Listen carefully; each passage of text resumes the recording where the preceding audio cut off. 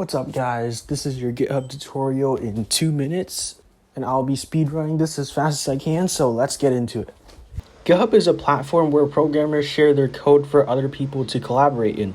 So your mom, grandma, entire state of California, whatever, can see your code when you publish it. To use GitHub the easy way, you want to go to GitHub Desktop and download the app for the OS that you have. And for my OS, I'm using Windows. Make sure you have an account and an IDE like Visual Studio Code set up, so connecting GitHub Desktop to your code is as easy as 1, 2, 3.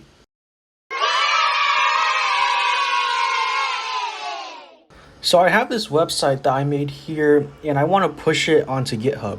So all I need to do is press Add Existing Repository and get the path of my website code in my files.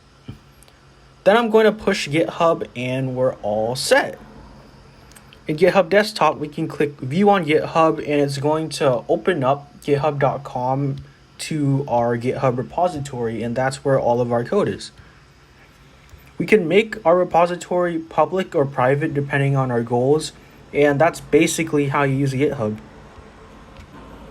If I make an edit to my code and then open up GitHub Desktop, you'll see that it records my edited file, and now I can commit and push this edited code into my repository.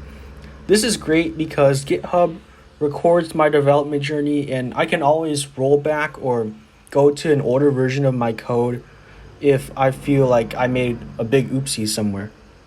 Finally, to get other people's code onto your computer, all you want to do is copy the URL of that repository and then paste it on GitHub Desktop.